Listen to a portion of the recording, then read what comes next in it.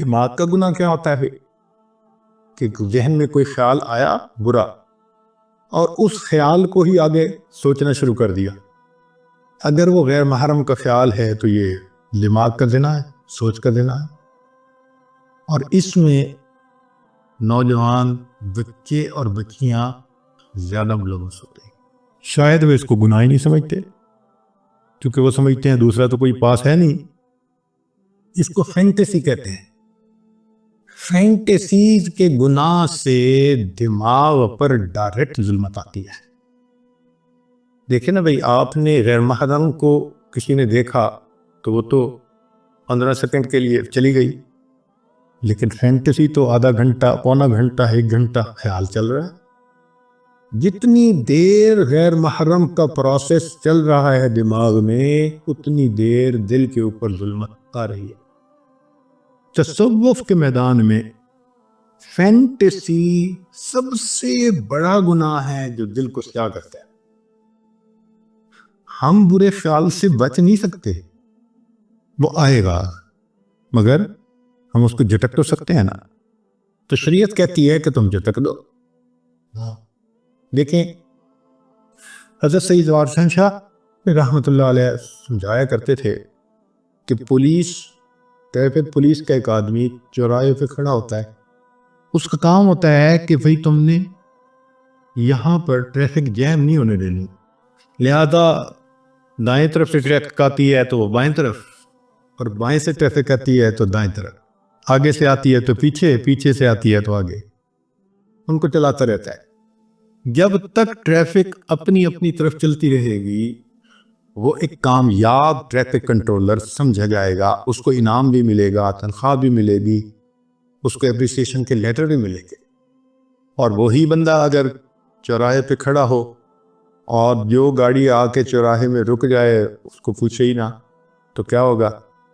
Traffic jam ہو جائے گی، تو اس کی ڈیوٹی بدلتی جائے گی، ہو سکتا ہے اس کو نوکری سے نکال دیا جائے.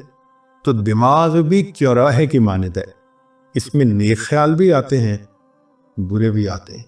شریعت کہتی ہے کہ نیک ہیں تو سوچو بے شک، اور اگر برا ہے تو ذہن سے جھٹک دو، جمنے نہ دو. تو ایک اصول کی بات یاد رکھیں، برا خیال ذہن میں آنا برا نہیں ہے.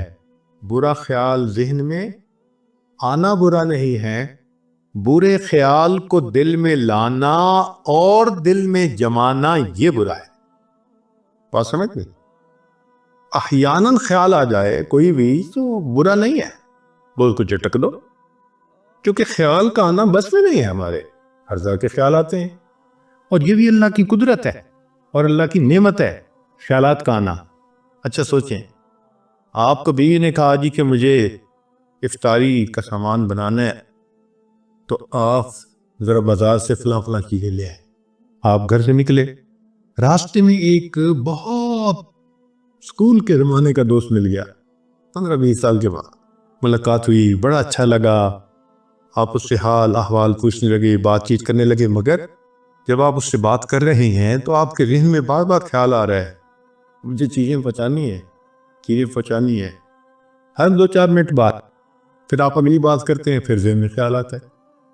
اگر یہ خیال نہ آتا اور آپ جس خیال میں لگے ہیں وہی ہوتا تو آپ کو تو وہی کھڑے کھڑے افطاری کا وقت ہو جاتا، اور گھر آتے تو پھر آپ کو بھی آپ کی افطاری بہت اچھی ہوتی.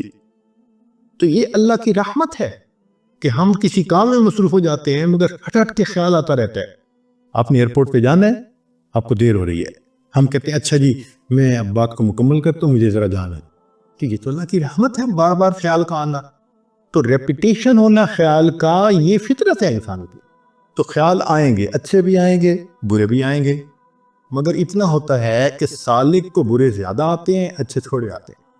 اور جب انسان سالک اپنے آپ پر محنت کر لیتا ہے تو پھر ایک ایسا وقت آتا ہے کہ اچھے خیال آتے ہیں، برا خیال آتا ہی نہیں.